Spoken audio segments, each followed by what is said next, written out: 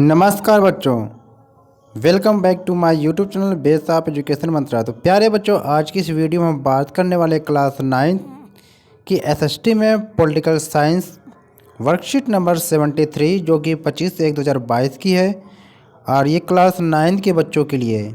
तो प्यारे बच्चों, आज की इस वर्कशीट में हम चैप्टर 3 चुनावी राजनीति के बारे में पढ़ने और समझने वाले हैं। यानी कि इस चैप्टर की ये दूसरी वर्कशीट है, यानी कि इससे पहले हम एक वर्कशीट कर चुके हैं इस चैप्टर।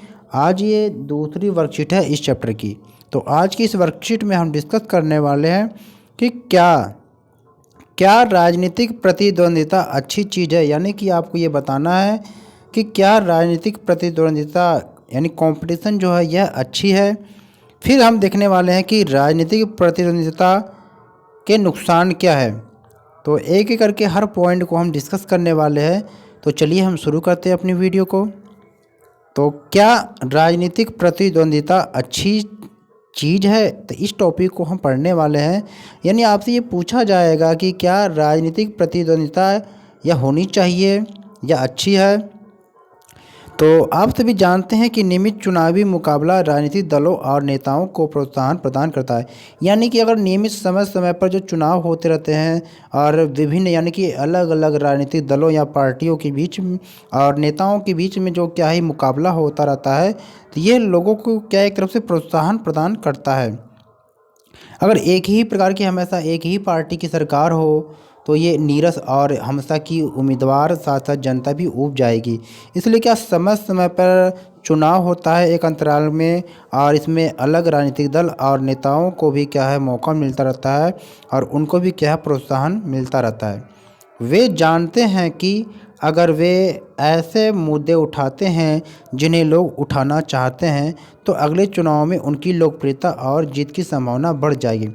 यानी कि जो राजनीतिक दल और नेता हैं वे ऐसे ही मुद्दे उठाते हैं जो लोगों की समस्याओं से जुड़े होते हैं या उनको उठाने से लोगों को फ़ायदा होता है। यानी कि उनको उठाने से ही अगले चुनाव में उनको फ़ायदा होता है और उनकी लोकप्रियता बढ़ जाती है। जैसे अगर मान लीजिए किसी भी क्षेत्र में बिजली की समस्या है, अब कोई भी राजनीतिक दल इस समस्या यानी कि इस मुद्दा को उठाती है, जिससे क्या इस मुद्दे के द्वारा वह क्या चुनाव में जीत जाती है और एक फेमस नेता के रूप में जानी जाती है। यानी कि उस पार्टी की लोकप्रियता बढ़ जाती है या बढ़ने की संभावना होती है और उसकी जीतने की भी चांसेस बढ़ जाते हैं। लेकिन अगर वे अपने काम से मतदाताओं को संतुष्ट करने में विफल रहे तो वे फिर से जीत नहीं पाएंगे। यानी अगर उन्होंने जो मुद्दा उठाकर या जो वादा करके चुनाव में उन्होंने जीता है, अगर जीतने के बाद उन मुद्दों को यानी उन समस्याओं को अगर वो पार्टी अगर पूरा नहीं करती है तो क्या है वो आगे आने वाले समय में फिर वो चुनाव में हार जाएंगे। क्योंकि बहुत सारे ऐसे नेता करते हैं, वादे तो कर देते हैं हम ये करेंगे वो करेंगे, लेकिन जीतने के बाद वो नहीं कर पाते हैं। फिर होता क्या है, जनता उन्हें आगे चुनाव में नहीं चुनती है यानी सिलेक्ट नहीं करती है। हमारे संविधान निर्माताओं ने हमारी भावी नेताओं का चयन करने के तरीके के रूप में चुनाव में स्वतंत्र प्रतिस्पर्धा का विकल्प चुना। यानी जो हमारे संविधान के निर्माताओं ने यानी जो नेता हैं संविधान का निर्माण जिन्होंने किया है, उन्होंने क्या किया है कि चुनाव में स्वतंत्र प्रतिस्पर्धा का एक विकल्प चुना है। यानी उन्होंने एक ऐसा इसलिए किया क्योंकि यह व्यवस्था लंबे समय में बेहतर काम करता है। लेकिन अन्य सभी पेशेवरों की तरह दुनिया भर के राजनेता अपने राजनीतिक कैरियर को आगे बढ़ाने की इच्छा से प्रेरित है। यानी हमारे नेताओं ने इसलिए किया है ये सारी व्यवस्थाएं, जैसे यानी कि लेकिन अन्य सभी जो पेशेवर यानी बाकी जो पेशेवर हैं इस तरह की दुनिया की जो राजनेता हैं अपने राजनीतिक करियर को आगे बढ़ाने की इच्छा से भी क्या लोग प्रेरित होते हैं। क्यों? अगर जो राजनीति में आना अगर चाहता है तो वो आ सकता है। यानी उन्हें जो जनता की समस्याएं हैं या मुद्दा है उनको दूर करने का उन्हें प्रयास करते हैं, जिसके कारण क्या है जनता उन पर विश्वास करके आगे आने वाले चुनाव में उनको क्या है सिलेक्ट करती है। वे लोगों की सेवा भी करना चाहते हैं, लेकिन वे नहीं जानते कि ऐसा करने के लिए क्या आवश्यक है या जनता वास्तव में क्या चाहती है। यानी कि वे लोग क्या है, सेवा करना चाहते हैं, लेकिन वे ये नहीं जानते हैं कि ऐसा करने के लिए क्या आवश्यक है या जनता वास्तव में चाहती है। अब ये है कि क्या राजनीति में, तो प्यारे बच्चों अब हम देखने वाले हैं राजनीतिक प्रतिद्वंदिता के नुकसान। यानी कि राजनीति में जो प्रतिद्वंदिता है, यानी कि जो अनेक पार्टियां हैं या इसके नुकसान क्या हैं। तो देखते हैं क्या नुकसान है। तो इसमें पहला है कि हर इलाके में फूट और गुटबाजी की भावना पैदा करता है। यानी कि हर क्षेत्र में फूट और गुटबाजी की भावना पैदा होने की संभावना रहती है, क्योंकि हर अलग अलग पार्टी के लोग अपनी पार्टी की अच्छाइयाँ और दूसरी पार्टी की बुराइयाँ करते नज़र आते हैं, तो जिससे क्या है अलग अलग गुट हो जाता है। समाज और देश की सेवा करने की चाह रखने वाले कई अच्छे लोग अस्वस्थ राजनीति के कारण चुनावी मुकाबले में नहीं उतरते।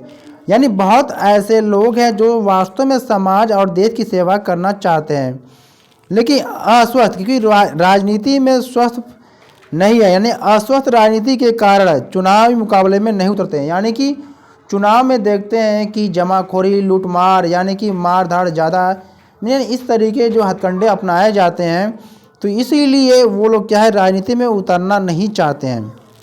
आगे पार्टी पॉलिटिक्स, जहां विभिन्न राजनीतिक दल और नेता अक्सर एक दूसरे पर आरोप लगाते हैं, वे चुनाव जीतने के लिए विभिन्न हथकंडे अपनाते हैं। यानी कि आप देखते हो कि चुनाव में अनेक पार्टियां और नेता किसी भी तरीके से चुनाव को जीतने का भरसक प्रयास करते हैं। इसके लिए वो किसी भी हद तक जाने के लिए तैयार रहते हैं।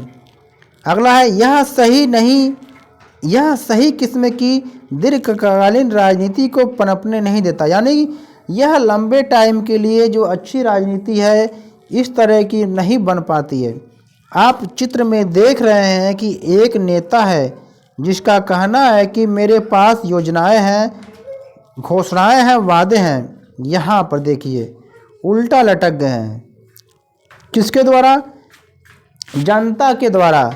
जनता ने यहाँ पर कहा है कि मेरे पास वोट है, यानी अगर आपने सही से काम नहीं किया तो मैं आपको अगले साल चुनाव में नहीं वोट दूंगा और आपको जिताऊंगा नहीं।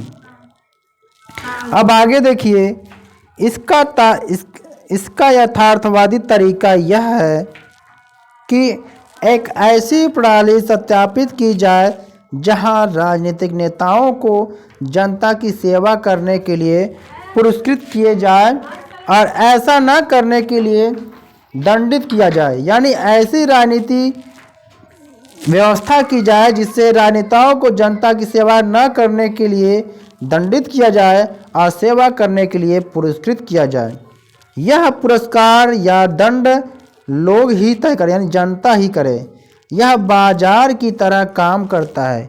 अगर कोई दुकानदार सिर्फ अपने फायदे में दिलचस्पी रखता है तो भी उससे ग्राहकों को अच्छी सेवा देने के लिए मजबूर होना पड़ता है। अगर वह ऐसा नहीं करता है तो ग्राहक किसी और दुकान पर चला जाएगा। राजनीतिक प्रतिद्वंदिता के कारण समाज में विभाजन और कुछ कुरूपता हो सकती है, लेकिन अंत में यह राजनीतिक दलों और नेताओं को जनता की सेवा के लिए मजबूर करने में मदद करती है। यानी कुछ समय के लिए आप ऐसा कर सकते हो, लेकिन लास्ट में क्या है, राजनीतिक दल और नेताओं को मजबूरी में जनता की सेवा करनी ही पड़ती है कि अगर वे ऐसा नहीं करेंगे तो आगे चुनाव में वो जीत नहीं पाएंगे। अब है दिए गए क्वेश्चन को हम करने की कोशिश करते हैं। तो चलिए, तो प्यारे बच्चों अब हम चलते हैं क्वेश्चन को करने के लिए। पहला क्वेश्चन है कि आपके अनुसार किसी देश में किस तरह की चुनावी प्रतिस्पर्धा होनी चाहिए। तो इसका उत्तर है किसी भी देश में नीतियों और विचारधारा की स्वस्थ राजनीतिक प्रतिस्पर्धा होनी चाहिए।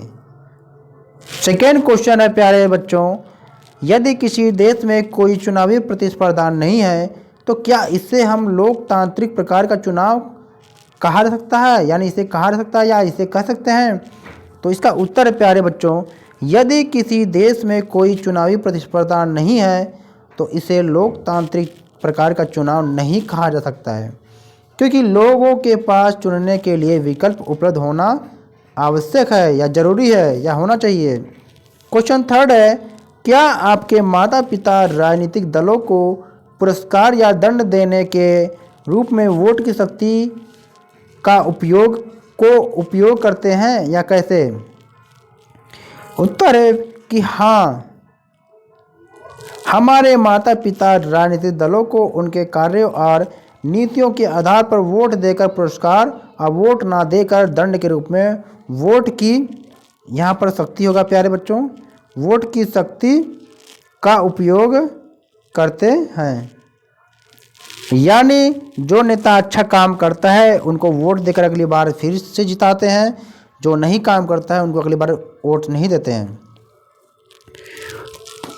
क्वेश्चन 4 है प्यारे बच्चों की, चुनाव के दौरान आपके इलाके में राजनीतिक प्रतिस्पर्धा के माहौल का वर्णन कीजिए। उत्तर क्या है कि चुनाव के दौरान हर तरफ एक त्यौहार जैसा माहौल रहता है, यानी कि इधर देखो तो इधर प्रचार, उधर देखो उधर प्रचार, हर तरफ चुनावों, उम्मीदवारों और वादों की चर्चा होती है। तो हर व्यक्ति क्या है, अपने मनपसंद राजनेता और पार्टी के जीतने का दावा करता है और चुनाव प्रचार अभियान भी जोरों शोरों पर होता है। यानी कि आप प्रेजेंट में देख रहे हैं कि निम्न 5 राज्यों में क्या है, चुनावी प्रक्रिया शुरू हो चुकी है। तो आप इसको देखते हुए इन सबको देखते हुए इस टॉपिक को बड़े अच्छे प्रकार से समझ सकते हैं। तो प्लीज़ मेरे चैनल को सब्सक्राइब करें और वीडियो को लाइक शेयर करना ना भूलें, क्योंकि आपको इस चैनल पर आपके क्लास से संबंधित बहुत सारे टॉपिक मिल जाएगा। तो प्लीज़ वीडियो को लाइक और शेयर करें और हमारे चैनल को सब्सक्राइब करें, जिससे कोई भी वीडियो अपलोड की जाए आपको आसानी से मिल सके। तो ओके, टेक केयर बच्चों।